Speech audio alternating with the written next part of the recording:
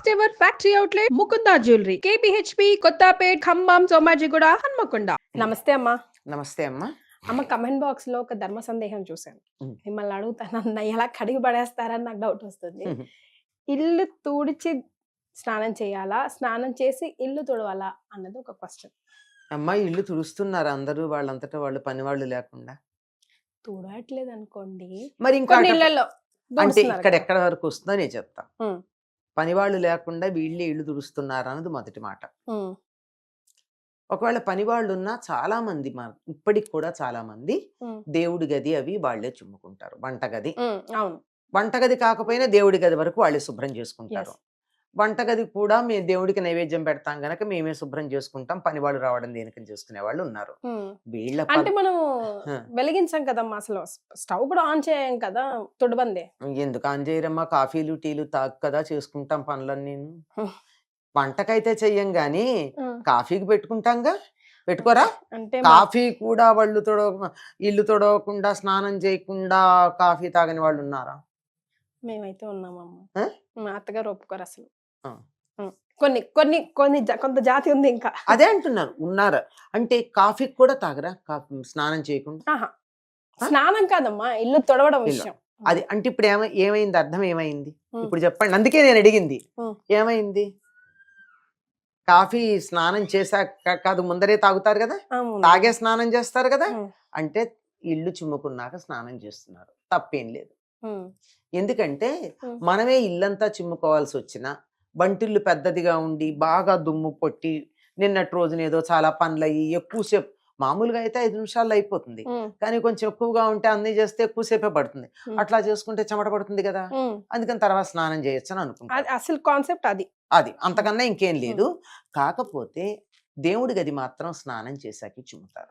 అసలు అది మనం ఇంకా బ్లడ్ లో అది లేదు, లోపలికి వెళ్ళాం కదమ్మా, దేవుడి గదిలోకి వెళ్ళము అంటే పొద్దున్న లేచాక వెళ్ళాం. సాయంకాలం అయితే స్నానం చేయకపోయినా పొద్దున స్నానం చేసుకుంటాం కనుక వెళ్ళి పెడతాము. లేదు దేవుడి దగ్గర ఉన్న కుంకుమ భరణ కావాలో ప్రసాదం తీసుకోవాలో అంటే మరీ 1-2 పనులు చేసిన బట్టలు కాకపోతే పెడతాం, అంతే కదా, అంతే వెళ్ళి తెచ్చుకుంటాం. కనుక ఇక్కడ అర్థమైపోయింది, మిగిలినటువంటి చోట కూడా ఇల్లంతా స్నానం చేసి తుడవాలంటే ఎక్కడ కుదురుతుందమ్మా? అప్పటికి ఎప్పుడవుతుంది? 8కో 9కో అవుతుంది. పిల్లలందరు లేవాలి, ఇంట్లో వాళ్ళందరు లేవాలి, అప్పుడు కదా. అంతే కదా. ఇది ఇలాంటివన్నీను ఎక్కడో ఏదో ఎవరో చెప్పడం పూర్వ పద్ధతి ఏం కాదు. అయితే పూర్వంలో పెద్దవాళ్ళు కంపల్సరీ అనేవారు కదమ్మా, స్నానం చేసే అసలు పడక గది నుంచి బయటికి రావాలి, ముఖ్యంగా పిల్లలు పుట్టని వాళ్ళు. కాదమ్మా, ఎట్లా పూర్వకాలం స్నానం చేసి పడక గదులోంచి ఎట్లా వస్తారు? పూర్వకాలం స్నానాల గదులు పడక గదుల్లో ఉండేవా? అటాచ్డ్ బాత్రూమ్స్ లేవు కదా. లేవు కదా, బయటకు వచ్చాకే కదా. ఆఖరికి మనం లఘుశంక తీర్చుకోవాలన్నా పడక గదిలోంచి బయటకు వచ్చి బయటికి వెళ్లాల్సిందే కదా. ఏం మాట్లాడుతున్నారమ్మా? అసలు మనకి దేనికి కనెక్ట్ చేయాలో తెలియకుండా మాట్లాడడం వల్ల వస్తుంది. పడక గదిలోంచి బయటకు వచ్చిన తర్వాత కాలకృత్యాలు తీర్చుకుని స్నానం చేస్తారు, అంతేగాని పడగదిలో స్నానం ఎక్కడ చేస్తారు? అటాచ్డ్ బాత్రూమ్స్ ఎక్కడున్నాయి? ఇప్పటికీ చాలా పల్లెటూళ్ళల్లో అటాచ్డ్ బాత్రూమ్స్ లేవు. ఇప్పటికీ ఈ మహానగరంలో కూడా పాతకాల పిళ్ళు ఏమైనా ఉన్నట్టయితే వాటికి టాయిలెట్స్ బాత్రూమ్స్ బయటే ఉన్నాయి. మరి అట్లాంటప్పుడు పడగదిలోంచి స్నానం చేసి బయటకి ఎట్లా వస్తారు? ఎక్కడ పుట్టిందమ్మా మరి ఇది? ఎక్కడ పుట్టింది అని అడక్కండి, ఎక్కడైనా ఏదైనా పుట్టచ్చు. వినేవాళ్ళు ఉంటే చెప్పేవాడు ఏదైనా చెప్తున్నాడమ్మా. అది నేను చెప్పేది సెన్సిబులా లేదా అని ఆలోచించుకోవటం లేదు, చెప్పేవాడు సరిగ్గా చెప్తున్నాడా లేదని వినేవాళ్ళు ఆలోచించుకోవటం లేదు. స్నానం పడగదిలో స్నానాల గది అటాచ్డ్ లేనప్పుడు స్నానం చేసి బయటికి ఎట్లా వస్తారు? వంటింట్లో కూడా రాకూడదు అని ఎక్కడా లేదమ్మా. వంట చేయకూడదు అంటే పూర్వం పొయ్యి గట్టు వేరే ఉండేది, చిన్న మామూలే నేల మీదే ఉన్న పొయ్యి, ఆ పొయ్యి కొంచెం ఇది ఎత్తుగా ఉండి దాని మీద పొయ్యి ఉండ, ఆ ప్రాంతానికి వెళ్ళరు, మిగిలినంతా తిరుగుతారు. తిరగకుండా ఎట్లా కుదురుతుంది? రాత్రి తిని పట్టిన అంటగిన్నెలు ఎంగిలి గిన్నెలు బయట వెయ్యాలి అంటే స్నానం చేశాక ఎంగిలి పళ్ళాలు ముట్టుకోరు కదా. మరి కొంచెం ఎవరికి వాళ్ళు ఎవరో చెప్పారని కాదు, మన అనుకూలం, మన సౌకర్యం, మన మనసు చెప్పింది, వీటన్నిటిని కూడా చేసుకోవాలి. ఇవన్నీ చేశాక స్నానం చెయ్యండి. లేదు నాకు స్నానం చేస్తే గాని వంటిల్లు చిమ్మవటానికి వీలు లేదు అని ఎవరికైనా మనసులో ఉంటే ముందు రోజు రాత్రి అన్నీ బయట పెట్టేసుకోండి. మరి ఎవరికి వాళ్ళు వాళ్ళకున్న సౌకర్యాన్ని బట్టి వాళ్ళకున్నటువంటి వీలుని బట్టి ఏర్పాట్లు చేసుకోవాలి. ఎవరో ఏదో చెప్పారని ఎట్లా కుదురుతుంది? వాళ్ళు ఎవరో ఆగ్నేయంలో ఇది పెట్టుకోవాలి, స్టవ్ పెట్టుకోవాలి అని చెప్పారట. ఫ్లాట్ లో ఆగ్నేయంలో వాళ్ళకి సింహద్వారం ఉంది. ఆయన క్లోజ్ చేసి బాత్రూమ్ క్లోజ్ చేసి బాత్రూమ్ తలుపు తెరిపించి బాత్రూమ్ ని ఫ్లాట్ చేసి అట్నుంచి ఎంట్రన్స్ పెట్టుకున్నాడు ఫ్లాట్ లో. ఇట్లాంటివి వెర్రి పనులు చెయ్యడం కన్నా సౌకర్యం చూసుకోండి. ఎందుకు చెప్తారు అంటే సాధారణంగా చీపురుతో ఇళ్ళు చిమ్ముతాం, చెత్త తీస్తాం గనక చీపురు ముట్టుకుంటే చేయగడుక్కోమంటారు. చేయగడుక్కోమంటే స్నానం చేయమనా? మరి కాదు కదా.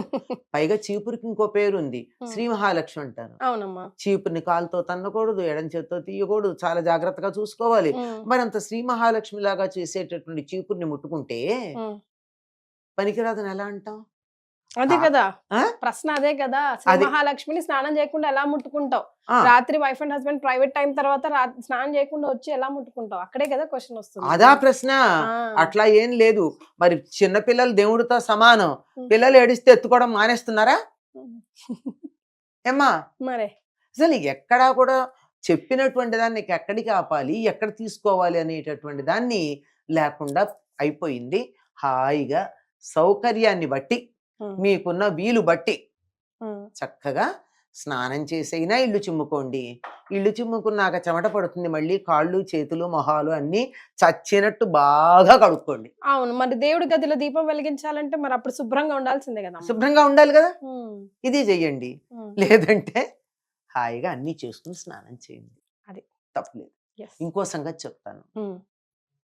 ఇంతకు ముందు కూడా చెప్పాను మన దగ్గరే.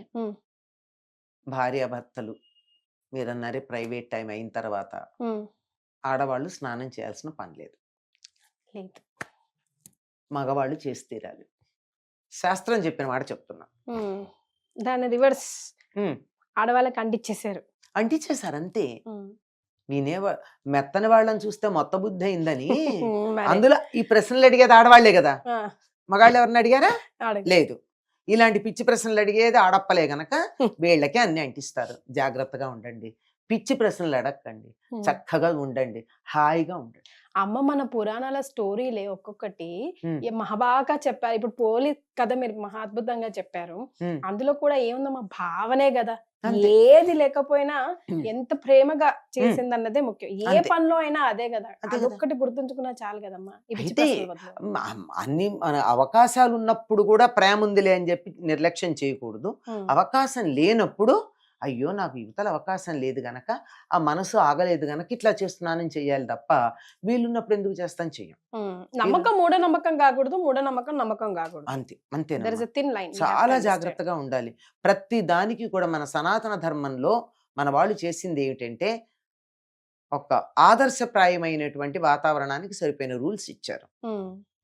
అన్ని బాగుంటే ఇలా పాటించండి, తేడా వస్తే కన్సెషన్స్ ఉన్నాయి, అన్నింటికీ ఉన్నాయి. అందుచేత పిచ్చి పిచ్చి బుర్రలు చెడగొట్టుకోకండి, జాగ్రత్తగా. అన్నిటికీ నేను ఒకటే చెప్తాను, శాస్త్రం కూడా ఏం చెప్పిందో తెలుసా?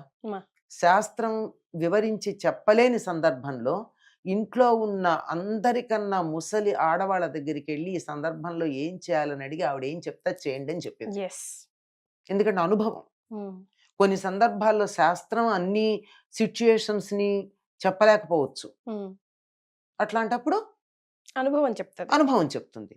అందువల్ల ఇంట్లో మీ అమ్మ గాని, మీ అత్తగారు గాని, మీ నాయనమ్మ గాని, మీ అమ్మమ్మ గాని వాళ్ళని అడిగి వాళ్ళు చెప్పినట్టు చేయండి, జీవితంలో బాగుపడతారు.